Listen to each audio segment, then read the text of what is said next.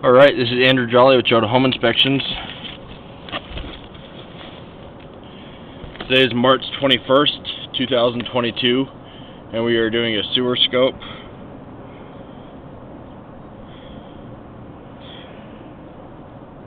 Today we're at 247 East Ashbrook Circle. We've got the camera pushed out 147 feet. This is as far as my line goes. Is 150 feet out. And so we're not seeing the entire line. There's still a section that we're not able to see, but we're going to pull it back and record it and look at everything that we can see. Normally I would access the line from inside the house, but this one was partially blocked. I found two cleanouts downstairs in the basement. The main one that I would normally go through is blocked by a piece of drywall or trim. It's in the corner of a closet in the laundry room. So you'll notice I'm running water. I've been running water to help push my camera all the way out, and so that running water is normal. You don't want to see standing water, but what you're seeing on the screen is okay. I was pushing waste out for the majority of the line. I think there was a wet wipe that got caught, and then as I pushed my camera out, it got stuck on the wet wipe, and so I couldn't see much as I was pushing out. So normally I have a good idea of what's going on with the line, but on this one, this is kind of the first time I'm seeing it. So some standing water here. That indicates a little bit of improper grade. That might be part of the reason why you had the wet wipe in the line in the first place.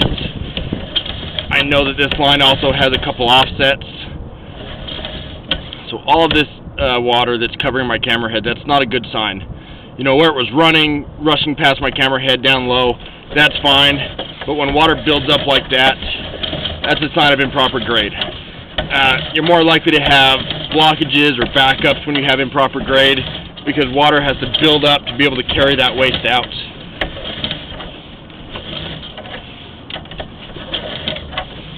I also saw that you had a battery in the line. I got a photo of it. Before I started running water, I could see it said Duracell. I don't know why a battery is put down the line. It's odd.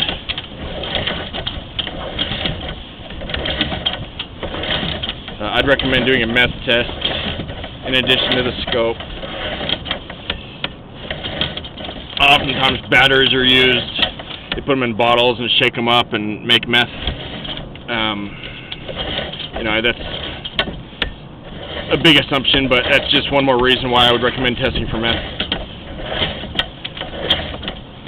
Normal people don't tend to flush batteries down the toilets unless they're trying to get rid of something. This ABS is a different type of plastic. I mentioned that you had a couple offsets. So there's a little one. You can see how my camera's coming down the line and get stuck. Waste can do the same thing, or batteries, or wet wipes, and create blockages. That's a small offset, but it's an example of one. I know that you had at least a couple. I'm not 100% sure if this is a shared line. The neighbor has a stack as well, but they would have a stack regardless for venting. But since you have a shared wall, it's possible that this entire building shares a line going out to the street. I'm not positive. Another little bit of an offset.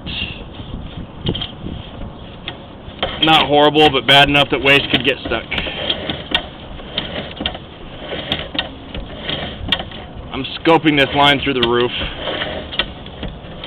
I talked about not being able to access the line in the basement because the cleanout cap was covered, but where I was able to access it is through the roof stack. I think now we're coming up the stack. There's not going to be much else to see now. So just to recap, I didn't get all the way out, but we did see 150 feet. You had some standing water, which indicates a little bit of improper grade. I saw waste in the line as I pushed my camera out, but that was all gone by the time I ran some water and pulled the camera head back, which is good.